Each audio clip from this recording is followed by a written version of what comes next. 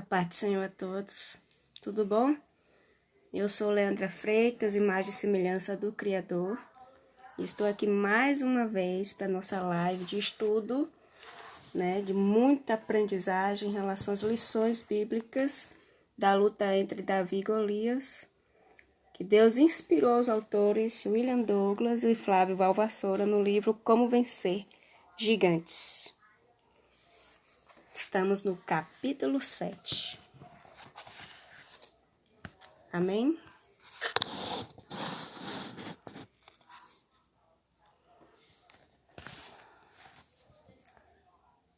Capítulo 7.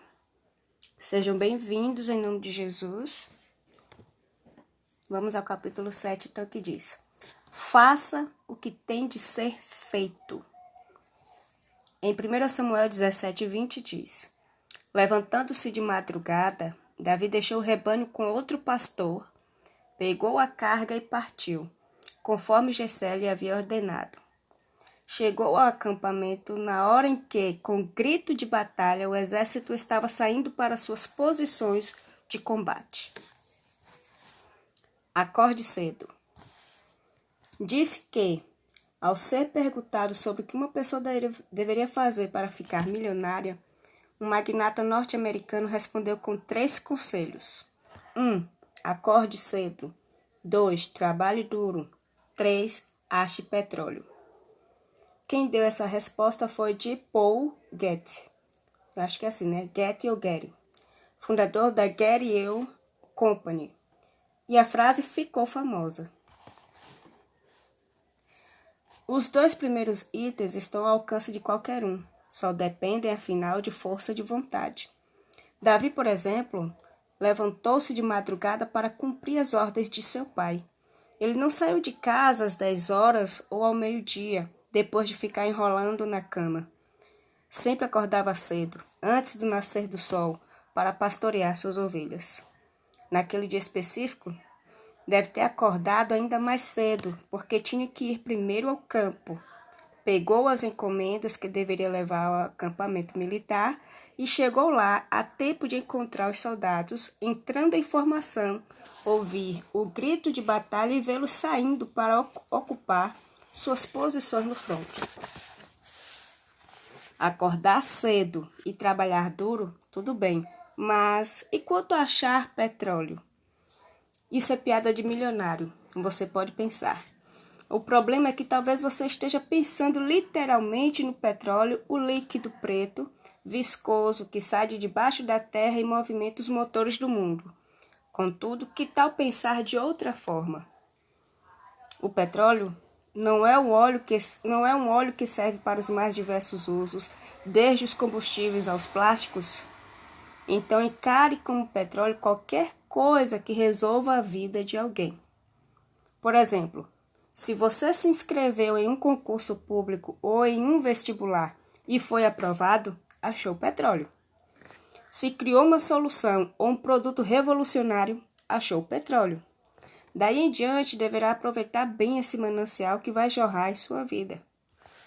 Não importa qual seja a sua atividade profissional, empresário, motorista, médico, professor, engenheiro, advogado, mecânico, artista, vendedor.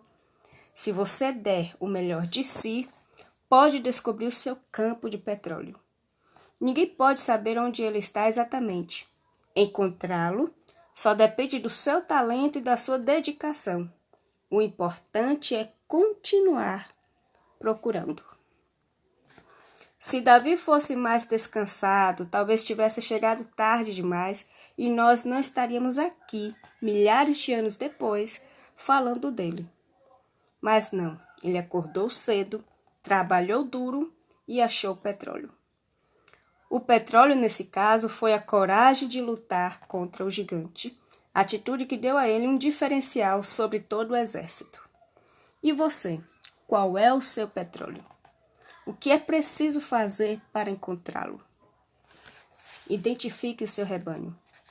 Nesse trecho da história há várias lições importantes. 1. Davi acordava cedo. 2. Davi não deixou de lado suas obrigações anteriores ao projeto. 3. ele assumiu a sua carga. 4. Cumpriu a missão de entregar as encomendas e só depois foi fazer sua segunda tarefa, que era ver como estavam os irmãos. E nessas lições podemos constatar que algumas atitudes de Davi foram fundamentais para a sua vitória. Primeiro, obediência.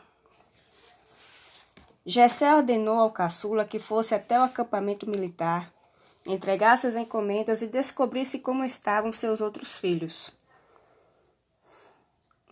Davi era muito jovem e provavelmente nem imaginava que logo seria um grande líder, mas já estava preparado para isso. Afinal, ele sabia ser liderado. Ao obedecer às ordens de seu pai, ele acabou indo parar justamente no lugar onde aconteceu a grande virada de sua vida. Em geral, a obediência traz recompensas. Como mostra o livro As 25 Leis Bíblicas do Sucesso, do autor William Douglas, o mesmo autor deste livro aqui, e Rubens Teixeira. A realização daquilo que nos cabe tem o poder de criar coisas boas. E as pequenas coisas realizadas têm o poder de se reunir num grande patrimônio moral e de conhecimento que permite novas conquistas. Como disse Leif Hetland, se não dermos tudo de nós agora, em meio à vida cotidiana, provavelmente não iremos dar tudo de nós quando os gigantes surgirem. É como diz uma passagem bíblica, que diz, se não formos fiéis no pouco, jamais seremos fiéis no muito.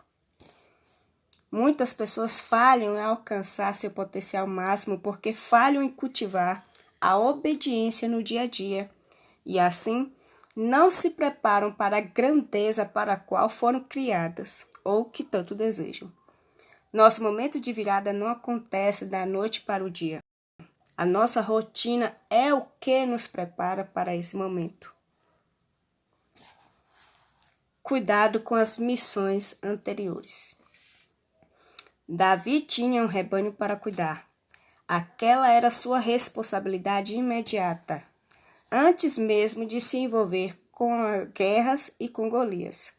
Então, o jovem pastor tomou cuidado de pedir que alguém tomasse conta das ovelhas do pai. Veja que a responsabilidade era tão grande porque quando a gente começa a estudar a respeito da questão do pastoreio, as ovelhas ela têm uma natureza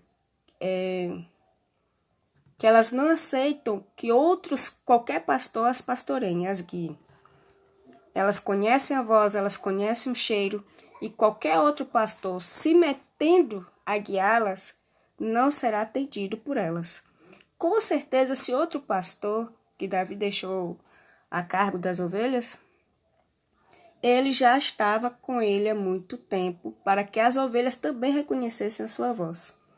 Ou seja, uma ovelha que está em seu pasto, ela te reconhece, ela sabe quem você é e ouve a sua voz. Nós, como ovelhas de Cristo, ouvimos a voz do Senhor, reconhecemos quem é o nosso mestre. Mas só ovelhas fazem isso. Bodes não. Enfim. Davi não menosprezou. Então, apesar de ter uma nova tarefa, Davi não menosprezou sua obrigação de todos os dias e não deixou seu rebanho desprotegido. Muita gente, quando se vê diante de um problema que precisa ser resolvido, abandona tudo e parte imediatamente em busca de uma solução. Será que esse é o seu caso? Pare e pense um pouco. Você tem sido cuidadoso com as coisas que estão sob a sua responsabilidade? E isto não se fala apenas em relação às obrigações de trabalho, mas também com as pessoas, com os relacionamentos. Algumas pessoas têm tantos sonhos e planos que antes mesmo de terminar um, já começa outro, largando o primeiro pela metade. Evite fazer isso. Conclua os projetos, termine tudo, encerre as fases, os ciclos. Apenas em casos excepcionais devemos começar uma nova empreitada antes de fechar ou concluir a anterior. Antes de se mudar de novo, esvazie as malas. Então, cuidado com o seu rebanho. Quando você sai para fazer alguma coisa, costuma deixar o seu rebanho bem cuidado? Que rebanho? Você pergunta. Se você é pai ou mãe, seu rebanho é sua família. Se exerce uma função de chefia no trabalho, seu rebanho é sua equipe. Qual é o seu rebanho? Pergunte ao seu pessoal como eles estão, como se sentem, o que você pode fazer por eles. Em casa, indague ao seu cônjuge o que você pode fazer para ser um marido ou uma esposa melhor. Pergunte aos seus filhos como você pode ser mais presente. Mas atenção, é bom estar preparado para as respostas, pois nem sempre será fácil ouvi-las. Principalmente se você não tem o exercício de agir como Davi, que tem zelo pelas ovelhas de seu pai. Esse exercício exige amor, compreensão, esforço e paciência. Ser bem-sucedido, tanto no nível pessoal quanto no profissional, tem a ver com a capacidade de cuidar bem das pessoas à sua volta, do seu rebanho. Outra questão que devemos destacar aqui é, apesar do exemplo de Davi, que deixou suas ovelhas aos cuidados de outro pastor, até que ponto você deve delegar as suas tarefas? É importante delegar, ensinar, formar novos líderes, mas isso é diferente de abrir mão de suas responsabilidades. Que não venhamos agir como Adão, que não assumiu a sua culpa, que não assumiu o seu erro e jogou a responsabilidade para Deus. Foi a mulher que tu me deste. E a mulher disse, e foi a serpente. Ou seja, ao todo, em suma, estamos dizendo que a culpa era de Deus. Nós fazemos as nossas escolhas, fazemos as nossas burradas, né? Temos os nossos maus comportamentos, somos negligentes e queremos culpar a Deus ou responsabilizar aquela pessoa que está ao nosso lado. Muito cuidado com isso. Quem delega mais do que pode ou que deve, acaba perdendo o cargo. Se você é dono de uma empresa e deixa o comando nas mãos de alguém despreparado, o empreendimento tende a quebrar. Ou se você não deixa nas mãos de ninguém e larga lá por conta do pau, não cuida, não zela, não toma conta, não inspeciona, não faz reparos. Aí você quer o quê? As raposas vêm, as pragas vêm, os parasitas vêm. É assim que acontecem as ruínas.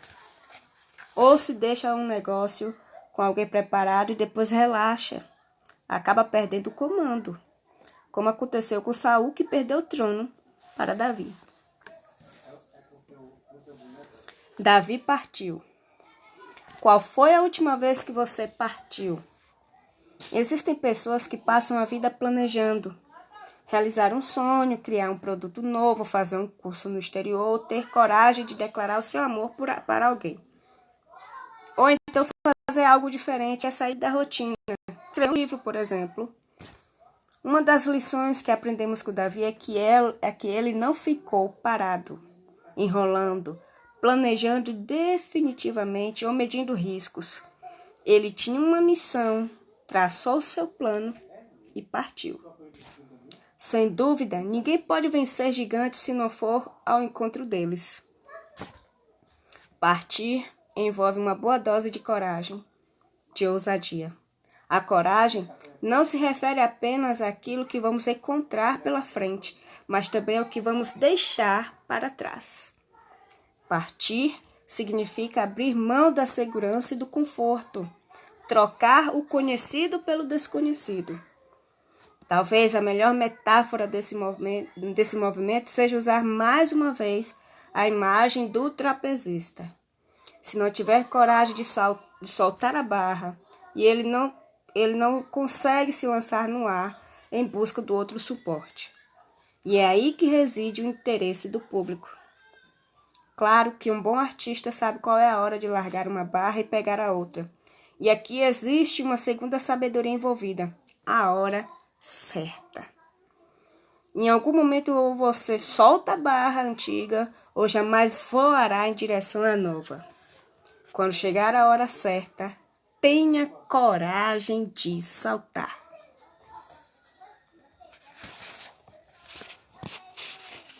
Segundo um ditado popular, há 2 grandes erros na vida.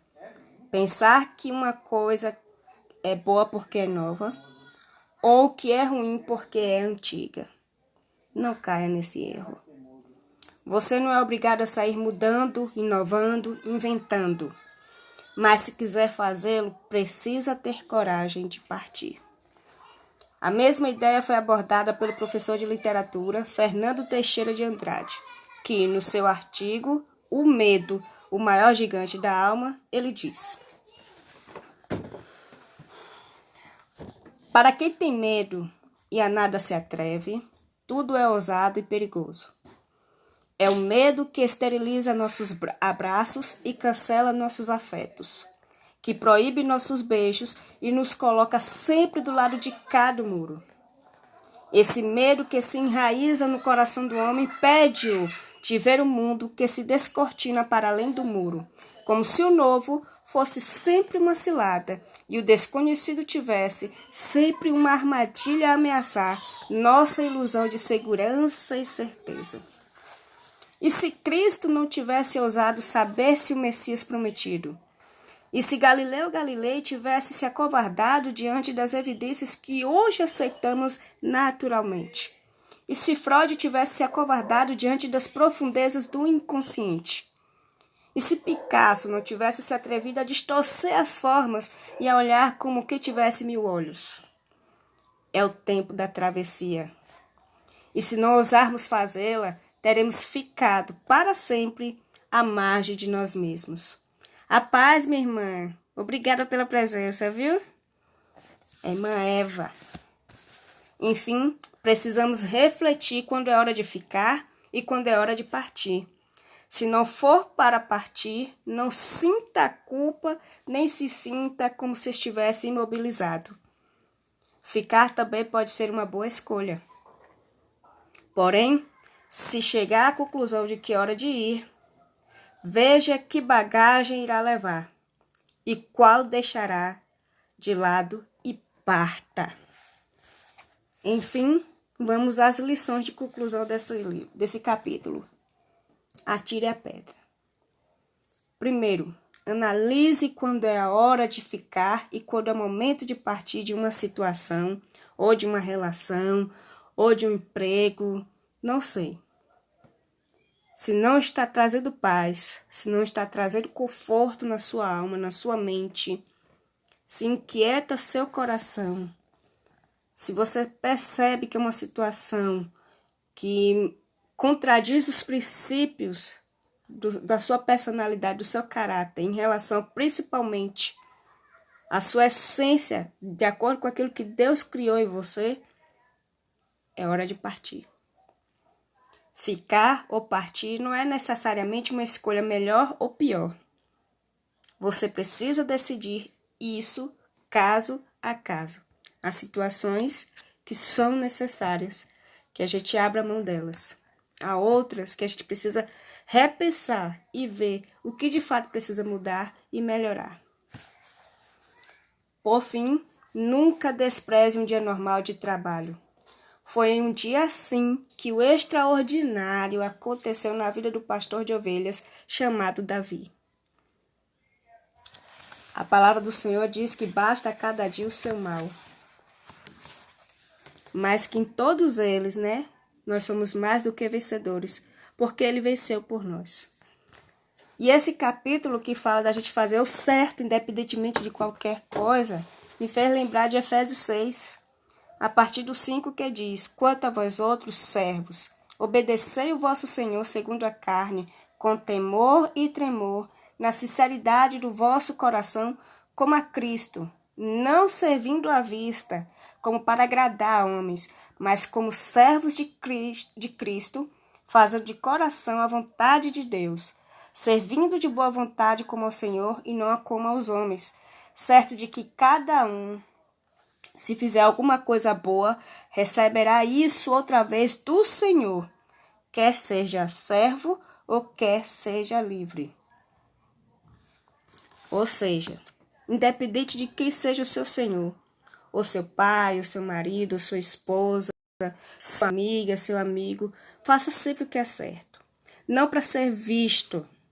É claro que a gente necessita de reconhecimento, a gente necessita de consideração das pessoas, mas a gente tem que fazer esse esforço.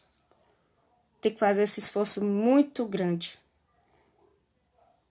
E aí, assim, às vezes a gente fica muito magoado com a ingratidão, com a injustiça, principalmente quando aquela ingratidão, a injustiça são repetitivas. Chega um momento que a gente tem que pensar, ó, é hora de deixar ir, é hora de partir. O amor existe, o amor não se acaba, o amor não se extingue. Mas às vezes, para manter a saúde desse amor, a gente precisa deixar ir, deixar partir. Contudo, se essa mesma pessoa que tanto nos machuca com ingratidão, por exemplo, vir a precisar de nós, a gente vai dar as costas? A gente vai agir com vingancinha? Não, a gente vai fazer o que é certo. O que é certo. E esse certo não é para ser visto pela sociedade, pela comunidade, para a gente, com o nosso próprio ego, mostrar o quanto que a gente é bom, o quanto que a gente tem razão, e que aí a gente tem que provar a nossa grandeza, nossa pseudo-santidade, não. É fazer o que é certo porque somos convertidos. É porque somos filhos de um Senhor que é soberano, está acima de todos e julga a todos justamente porque Ele conhece o caráter de cada um. E essas pessoas que tanto nos magoam, que tanto nos ferem, 1, 2, 3, 4, infinitas vezes, essas vão dar conta de si mesmas a Deus. Assim como nós também daremos conta de nós mesmos. E fica a nós o cargo de sermos exemplo. Exemplo de justiça, de retidão, de caráter, de decência, de honestidade. Ainda que muitas vezes a gente faça reclamando porque machuca, porque dói. Mas deixar de fazer a gente não deixa. Porque ou somos fiéis ao Senhor, ou temos mudado, ou temos integridade, ou somos apenas faladores. E Deus não quer isso. A palavra do Senhor em Apocalipse diz que aqueles que forem fiéis até o fim, como testemunhos de Jesus, olha, testemunho de Jesus, esses receberão a sua coroa da vida. Terão seus livros lá, o seu nome lá no livro da vida. Receberão o seu galardão. E é isso que eu quero, porque eu sei que esse mundo, por mais conquistas e sonhos que a gente tem, é tudo passageiro, não nos preenche totalmente. Mas o céu do Senhor, a presença do Deus eterno e soberano, isso sim é que nos traz vida e vida com abundância, mesmo após a morte. Eu agradeço a Deus por essa oportunidade e que em nome de Jesus a gente venha agir como Davi.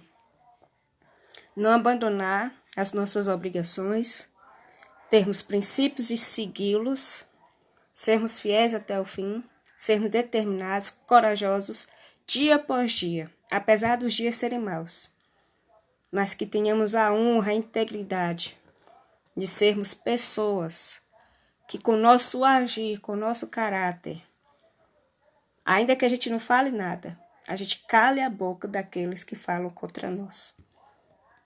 Mas por quê? Porque somos bons? Não, porque nosso coração e nossa mente maquina todo tipo de maldade. Às vezes a gente até fala nas maldades que a gente tem vontade de fazer.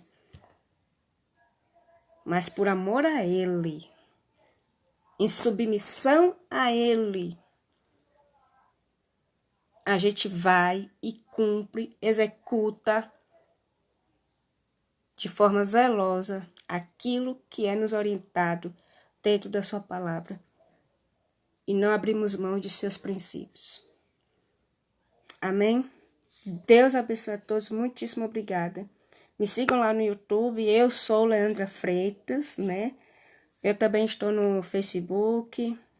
E é isso. Muito obrigada. Se essa palavra fez sentido para você, compartilhe em nome de Jesus, né?